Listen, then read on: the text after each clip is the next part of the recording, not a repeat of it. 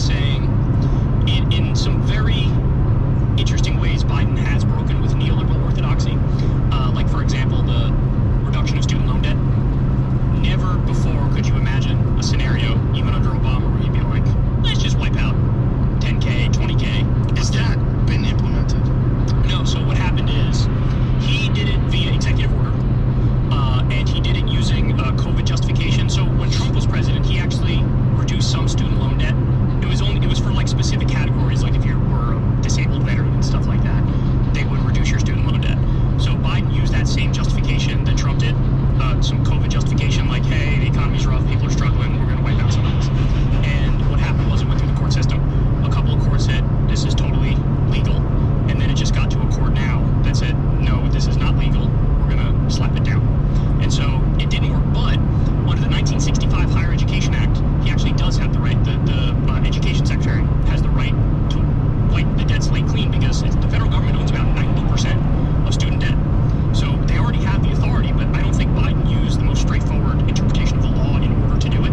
So they very well may strike it down, but he could just turn around and say, okay, I'm going to do the exact same thing using the 1965 Higher Education Act, where I do have the authority to do it. Is there plans to do that? I don't know, and this is the thing about Biden, right, is like, he also is a status quo protector. There's some little ways in which he's broken with orthodoxy, but, you know, in other ways he hasn't. So, I mean, I could go through, I'll give you, like, let's go through the bad stuff that Biden did. Actually, okay.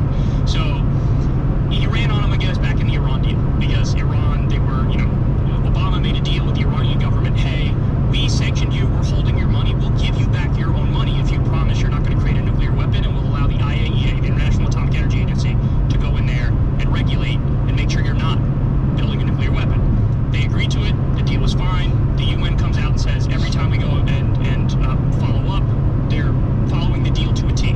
Trump comes in, pulls us out of it, which is a huge problem. Biden runs on, I'm going to get us right back in it, because it was working before.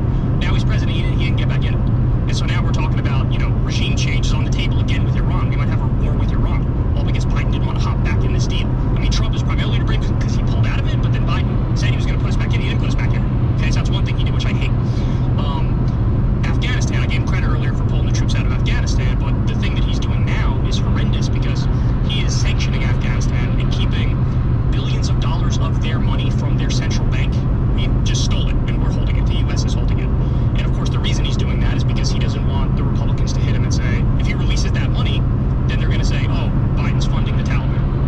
And so he doesn't do it. But as a result of this, you have, like, women and children and civilians are starving. I mean, the country is, like, in famine right now as a result of this. Is there any evidence that if they release that money, that would change, that those people wouldn't be starving? Well, yes, if the country had more money, you would have less food insecurity. You'd have people who could eat. But it is true that, of course, the Taliban is the government there, so they would get some of that money. Yes. And how much it would be up to their discretion? I mean, I'm not sure exactly how it would work with the central bank versus the government and exactly where all the money would go, but it seems to be the general consensus that, you know, by not releasing that money, you are sort of sentencing people to starve. So that's a huge problem. He's backing Saudi Arabia's genocide in Yemen. That's another huge problem. He said, oh, we're not going to give them offensive weapons anymore, but we're still giving them billions of dollars in weapons, and they're using it on civilians in Yemen. So that's another huge thing. That's offensive weapons. So that was it. See, unfortunately, this is what happens a lot of the time with Democrats, is like, he looks at Trump, who just openly supported Saudi Arabia butchering Yemen, and was like, oh, that's not right. We're better people than that. So we're no longer going to sell them offensive weapons. But then he just keeps doing the exact same policy and pretending like, no, we're not using this for them to bomb children in mosques and schools and hospitals, but that is exactly what they're using it for. So it really is just a sleight of hand trick. It's the same policy. What categorizes something as an offensive weapon? I mean, I don't know. That's the thing, right? It's still the exact same, you know, weapon shipments that we had before. So, but they're just pretending like, no, Saudi Arabia is using this to be defensive against Yemen. Oh, geez. It's just a lot. It's just a lot, is what it is. So that's another example of something he's doing is terrible.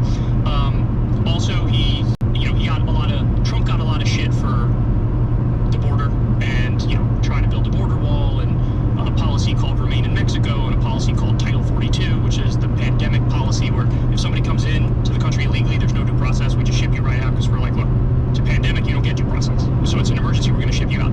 Biden actually continued Title 42. He continued Remain in Mexico, and he's filling in some of the gaps in Trump's border wall. So he's doing basically a very similar policy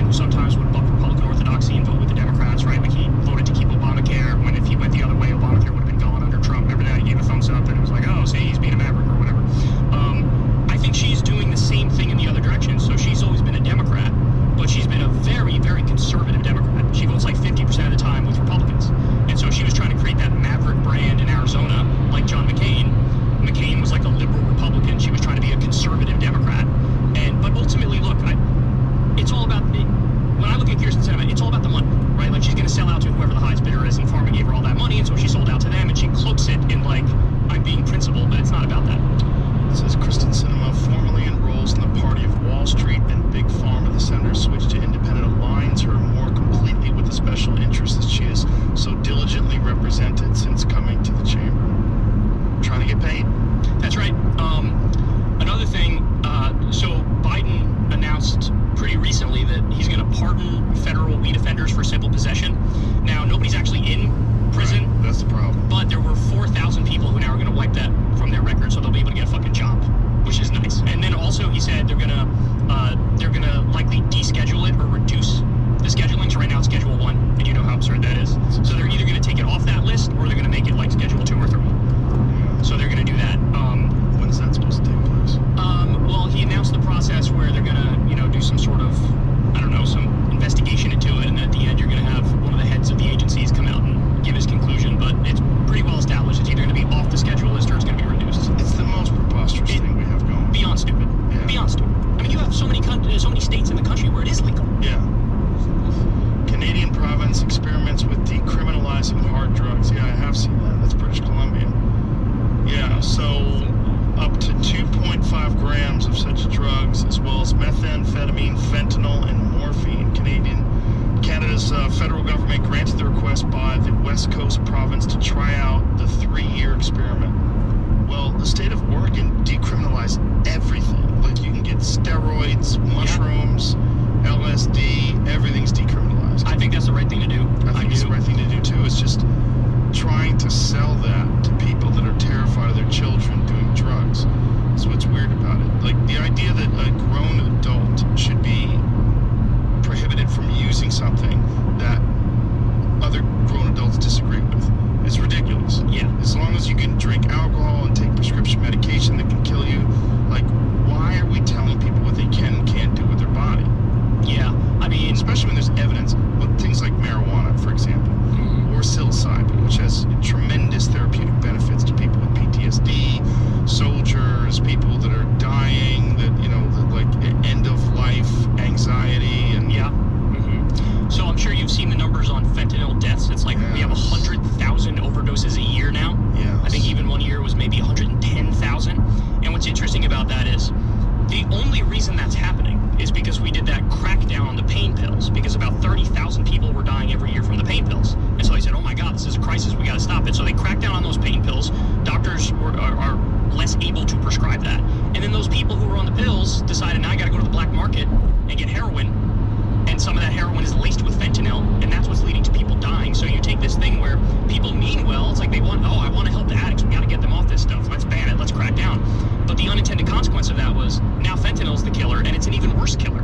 And so generally what happens is when you legalize, tax, and regulate, or at the very least decriminalize, it's just healthier for everybody all around. You can have better standards, better guidelines. I mean, we've talked about this before, but during Prohibition, you had people dying from a bad batch of alcohol. Yeah. Why? Because it was illegal and somebody was making it in their fucking bathtub and cutting it with some shit that could kill you. Right, which is what we're having right now. That's right. It's brought in by the cartels. That's exactly right. That's the issue with that fentanyl. So then we're propping up this incredible illegal business in Mexico, which is, getting them immense power. And then you're seeing these wars that are going on with the cartels in Mexico. That's right. Crazy. I saw your podcast with Peter Zeihan where he was talking about how actually, if you look at El Chapo, he had consolidated power and he was the leader. And then we did this, what's called the decapitation strategy. You take out the leader and then the thought is, maybe the rest of the organization will crumble. But what happened is you took out the leader and then you had people warring in the streets to determine who the next leader was going to be. Of course. And so it got way worse. Yeah. So, I mean, look, the answer is legalize, tax, and regulate. Put all the cartels out of business if you do that. Right? Just put them out of business. Make it so that, it's all official, reputable companies that if there's a problem, you go to court and settle it. You don't have a shootout in the street. Yeah, but I mean, making cocaine legal in this country would be a huge leap. It'd be a really scary thing. A politician it'd be suicidal to say cocaine should be legal. They'd be like, what the fuck are you talking about? How many kids are dying from drug overdoses? Yeah, I mean, look, it's a crisis of imagination, right? Because there was a time when, everything was legal. The first drug laws came late in our history. Well, and then now we think of it as well, duh, we have the drug laws, but it's not a duh. The big Schedule 1 drug push was in 1970, and that was response to the psychedelic movement in the 1960s. Did you ever see that quote from one of Nixon's top officials?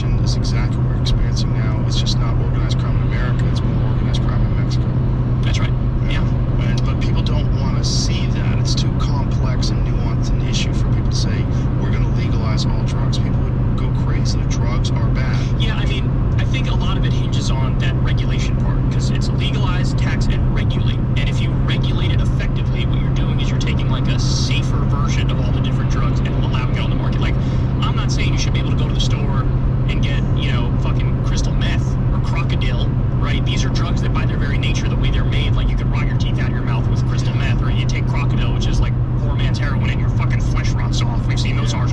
Or bath salts. People are fucking eating people's faces on bath salts. We're not saying legalize that stuff. We're saying legalize, tax, and regulate drugs, so you create kind of like a safe alternative that still gives a semblance of that particular high, whether it's an upper or downer or hallucinogenic or whatever. And then you have a more safer situation. I mean, look, there's evidence that these safe injection sites, right? People look at that and they go, oh my God, you're incentivizing people to go take fucking heroin. This is crazy. Like, what's wrong with you? The reality is, when you have safe injection sites, you have experts there, so you're not gonna pass herpes around or pass diseases around. Nobody's gonna overdose because they took a bad batch. You just have professionals there who say, hey, we can save you if something bad happens, and they can test the drugs to make sure they're not fucking tainted. So really all those things do is make it safer for people. But just the optics of that are like, like, it seems like you're incentivizing going to take heroin. And the places that have done that, like Oregon, are a fucking holy mess. That's also part of the problem with decriminalization. My understanding was that, so they did it in New York City. I don't know if they're still doing it, but like on the first day, they saved like a dozen people's lives. You know, and then I think in Portugal, they've experimented with stuff like this, and they've had some positive results. So, I mean, it's tricky, but, you know. Portugal's done a great job of decriminalizing things. I'm on the side of leaning as much as you can towards freedom, but being intelligent with the regulations. Yeah. That's my instinct, usually. Well, when you talk to guys like Dr. Carl Hart, have you ever seen... I've interviewed him. He's phenomenal. Phenomenal. Yeah. And his perspective is that we have a very distorted perception of what the dangers of a lot of these drugs are in the first place. Yeah. And that we have demonized a lot of these things. And you know, when he first started studying drugs, he was a clinical researcher. He was like a straightforward scientist, teetotaler, wasn't doing anything. And then he was realizing this is all bullshit and started experimenting personally with these different drugs. Like, there's some great benefits to that if used responsibly, which he does. He did a recreational heroin. He said that was my favorite one. Still does. Yeah. Still does, and openly talks about it. And he keeps his job. He does phenomenal writing. And look, the fact of the matter is, I think most people who are drug users actually fall in that category. I think these stats come right out of his book. Like 80% of people who do any drug, it's kind of like a recreational thing where they can do it. And there are a lot of other factors that are in play where, you know, people are dealing with severe mental illness or extreme poverty. You mix those things with somebody who's addicted to drugs, and it's going to get ugly. Right. You know, somebody's going to be homeless. Escape. Exactly. Yeah. Exactly. Yeah. So. But then there's also drugs that can help people get off of these things. Like That's right. Ibogaine, that's absolutely illegal, but people have had great benefits in going to Mexico and going to these Ibogaine retreats, and then they come back and they have... In 200 meters, turn left onto B173. problems with any of these drugs. Turn left onto B173. Have you ever done that one? No. No. Is it a psychedelic one? Well, I think it's categorized as a psychedelic, but it's a dissociative. It's a dissociative, I think. What is a? Let's look at what is the. Exactly what you just said. Okay. It's a dissociative psychedelic. What it does is.